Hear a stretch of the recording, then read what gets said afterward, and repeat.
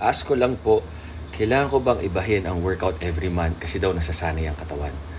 Actually, through the years, nag-iiba-iba tayo ng workout para malaman natin kung ano yung nag-work para sa atin. At kung ano yung nag-work para sa atin, mamanipulate lang natin, mag-a-add tayo ng 1 rep, or pag nasanay na, mag-add tayo ng 1 set, so 1 set of 10 reps, and then pag kaya na, bawas na set, dagdag ng 2 pounds or 3 pounds, ganun lang, gradual lang. Kasi may mga movements na mag-work sa'yo, hindi mag-work sa kanya, hindi mag-work sa akin. Ito secret lang natin. Alam nyo ba, simula nung naksidente yung tuhod ko, humina lahat ng joints ko.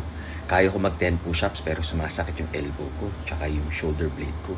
Pero kaya ko mag-dumbbell press ng 100 pounds, 100 pounds, 200 pounds, incline. Chest yun, upper chest, mas gusto yun kasi lahat ng chest ko nasa baba. So, do what works for you mechanically. So, ang suggestion ko para may improvement, magdagdag ka na rep, and then magdagdag ka na sets, and then ibalik mo sa rep, taasan mo yung weight. Progressive overload resistance training. Tama kayo, mali ako, I'm not your doctor.